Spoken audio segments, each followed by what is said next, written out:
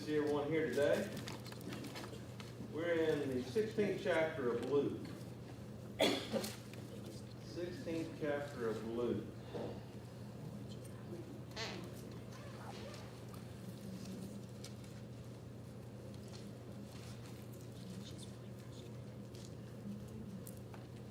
And Leland, I'm still working on your question from last week. So I haven't forgot you. I found a lot of people's got their own opinion on this. So there is no dry cut way about that. I'm not sure about it. I'm not sure. So anyway, we'll get to that. Verse 19 is where I believe we've gotten to.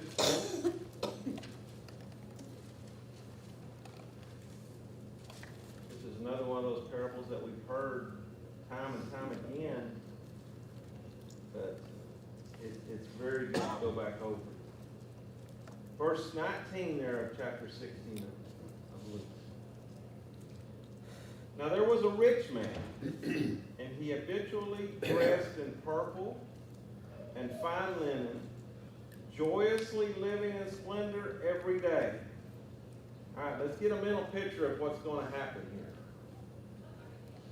When you read these words here about the description of this rich man, what comes to your mind? Had a party every day.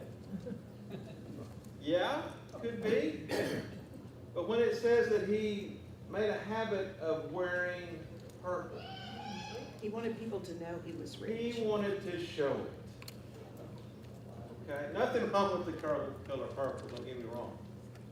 But he wanted people to see he was very wealthy and maybe even royalty. That's how they used the color purple. And he lived in splendor every day. Now, verse 20. And a poor man named Lazarus was laid at his gate, covered with sores, and longing to be fed with the crumbs which were falling from the rich man's table. Besides, even the dogs were coming to lick his sores. One extreme to the other, isn't it? One extreme to the other. Lazarus, he was laid at his gate. What does that mean? They carried him there. Okay? And not only that, he just wished that he could eat the crumbs off his table. And you can get a mental picture of the physical problems that Lazarus had. He was in a bad way, we might say. Next verse 22. Now the poor man died and was carried away by the angels to Abraham's bosom. And the rich man also died and was buried. Still two extremes.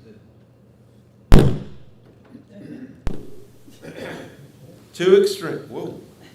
Sorry. Two extremes. And it goes to show you stop and think about that. The poor man died and was carried by the angels to Abraham's bosom.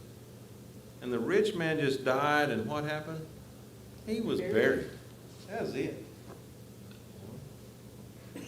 Janice and I attended a funeral this week. You don't see one of these very often.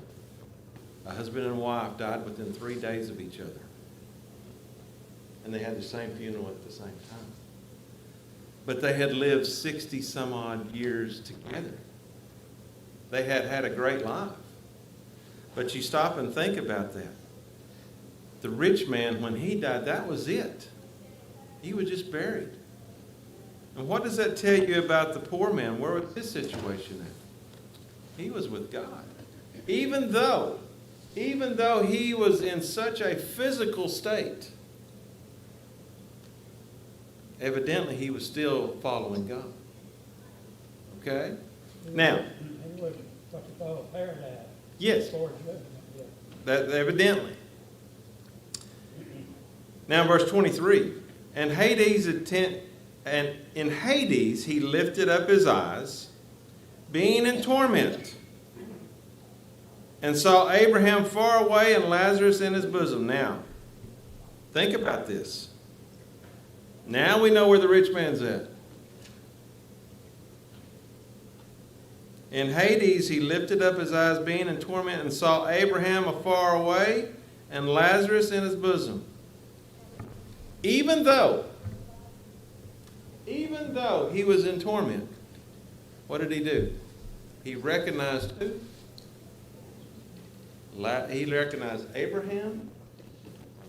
And what about Lazarus? If he knew that much, he should have. Oh, now think on that. Think on that.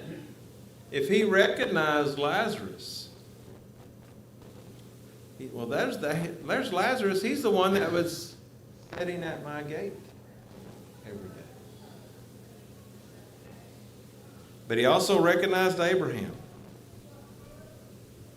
Verse 24, and he cried out and said, Father Abraham, have mercy on me, and send Lazarus so that he may dip the tip of his finger in water and cool off my tongue. For I am in agony in this flame.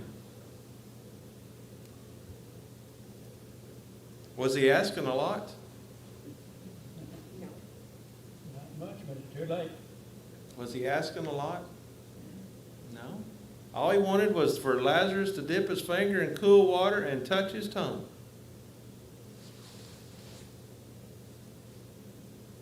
What does that tell you also about the rich man? What was he feeling at this time? Remember, he's one that had been in purple and everything had been going great for him. But now he's in torment, agony. Bill, he's now the beggar. Yes, yeah, he's now doing the begging, isn't he? He's the one asking for someone to assist him. Now he is one asking. But Abraham, verse 25, said, Child, remember that during your life you received your good things, and likewise Lazarus bad things. But now he is being comforted here, and you are in agony. And besides all this, between us and you there is a great chasm. Some versions have gulf. Okay? Fixed. And so that those who wish to come over from here to you will be not able to, and none of those may cross over from there to us. Okay. Mine says a great canyon. Canyon. Okay. Okay. Now stop and think about this. Abraham told him that's impossible because you can't come to us, we can't come to you. This may be even more of a problem for the rich man. Even though he's in torment, he's sitting there knowing that he really didn't have to be there, did he? He could have fixed his life. That may be even more of a torment, knowing that he didn't have to be there. We'll continue on. Verse 27, and he said, Then I beg you, Father, that you send him to my father's house. For I have 5 brothers, in order that they may be warned, that he may warn them, so that they will not also come to this place of torment. Okay, here he asked Abraham first, let Lazarus bring me a drop of water. Now he's asking him, would you send him back to earth to warn my family? Do not come here. Do not come here.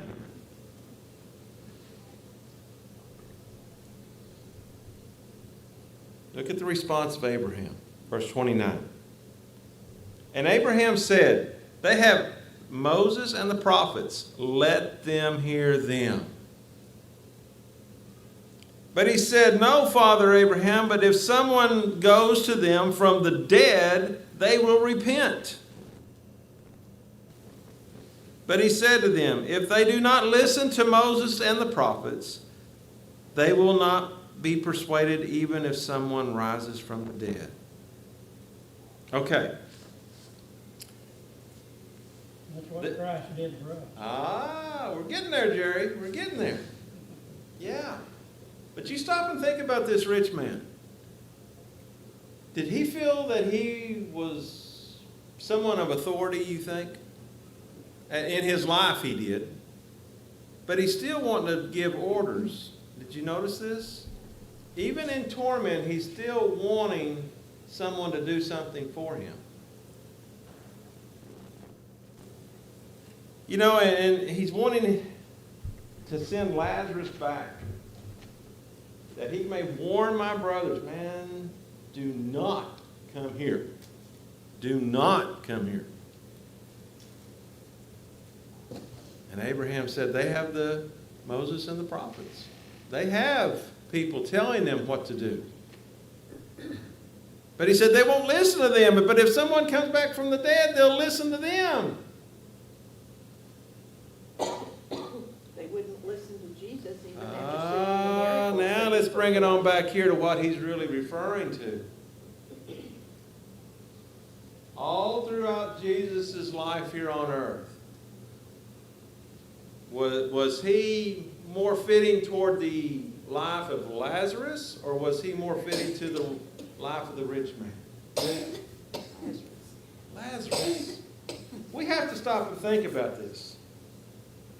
Even though Jesus was the Son of God, he came to this earth, he was born in a barn to start with. Did he ever, besides when he was a child, did he ever have a home? Besides his childhood. But he had no place to lay his head. He didn't have a place to lay his head. So you stop and think about that Jesus was not what we would call physically wealthy on this earth. Okay? I remember where it says it, the birds have a nest and the foxes have a hole. Yep. But I have No place to lay my head. Yeah. And he grew up.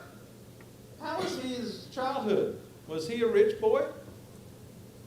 No. His daddy was a carpenter. He was just a working guy. Just a working guy. So it's hard for us to visualize that Jesus maybe not having everything that he maybe desired. But it also boils down to, how was his thinking? What did he desire? To go back to the Father. In 12 years old, what did he tell them? I must be about what? My My Father's business. At 12 years old. But you know, you stop and think about that. If they do not listen, they will not listen to, the rich man was saying here, if they do not listen to Moses and the prophets. What did he tell? What does that say about his brothers? They're not going. They probably won't listen to him. What does that say about it? They could be just like him, and he knew that. He knew that. So, reading this account here of the rich man and Lazarus, Jerry brought it out earlier. How does that relate to us today with Jesus? How does that coincide?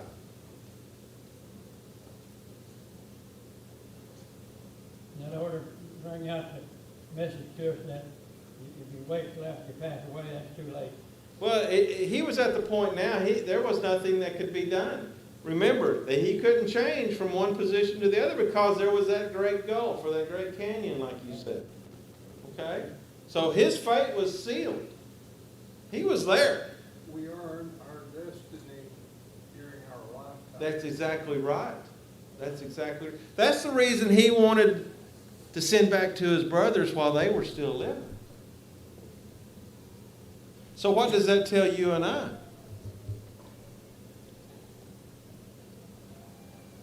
What does that tell us? Do good while we have the opportunity. There's gonna come a point when you're gonna run out of time. Not only for ourselves individually, but those that we're supposed to reach out to. That's true. That's true. So you stop and think about that. You know, you've heard people, well, I'll do that later on in life. But I want to have a good time right now. What's the old saying? I want to sow my wild oats, you know. I don't think kids understand what that means right now, but anyway, they're not worried about serving God right now. Okay?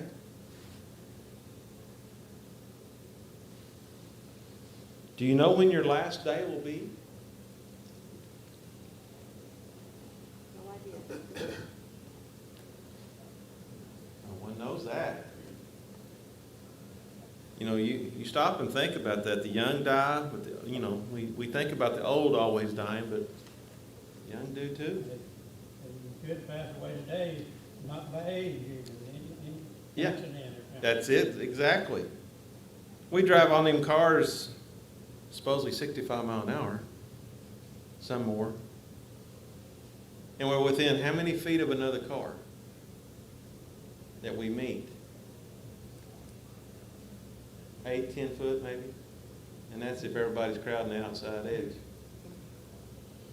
But you see what I'm saying? You're that close that could happen at any time. What he's wanting you to understand here, let's just bring this out.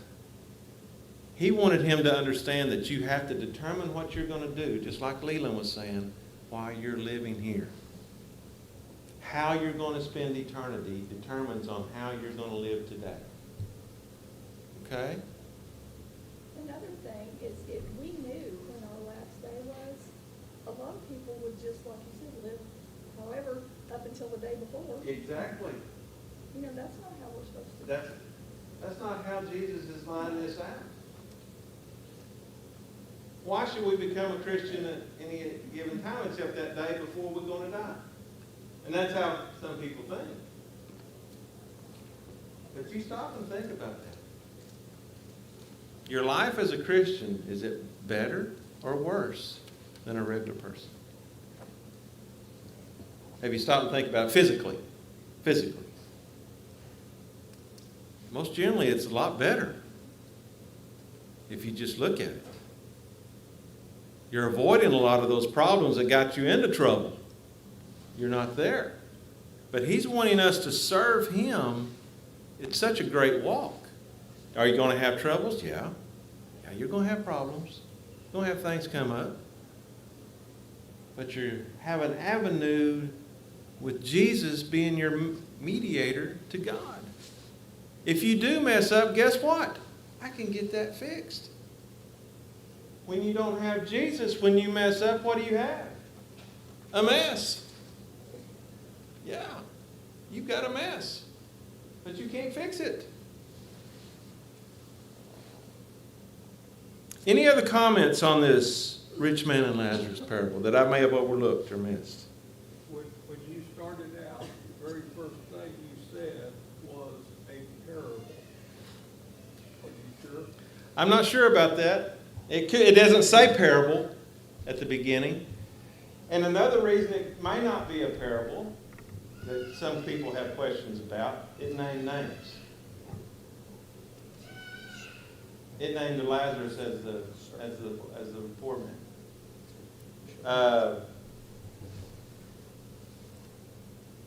That's a thought.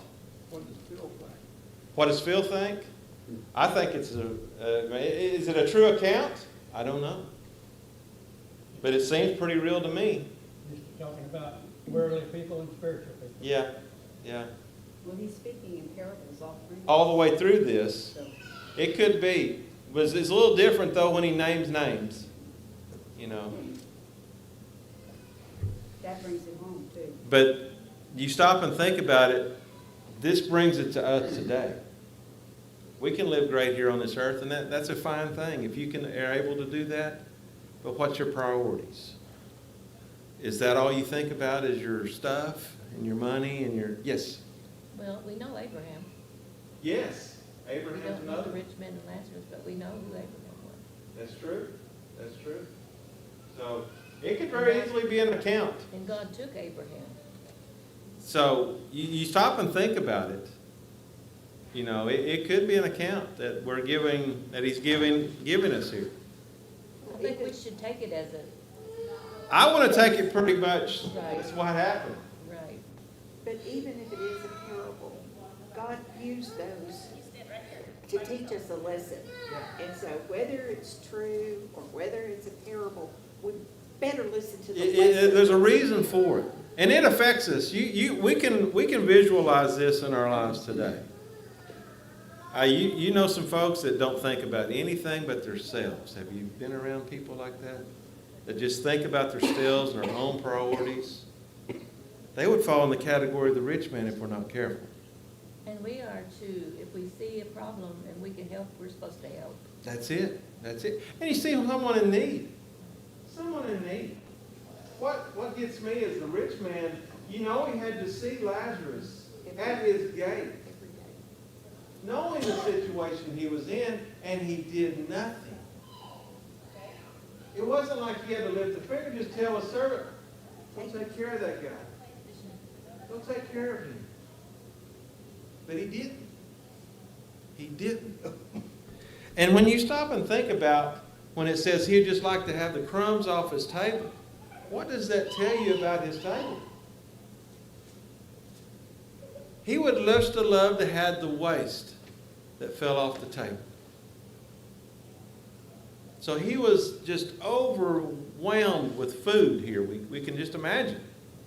And he did nothing. He did nothing to help. I think if you see someone in need, what do you try to do? You try to help those folks. I think that's just our nature. But there's people in the world today that don't care. Don't care.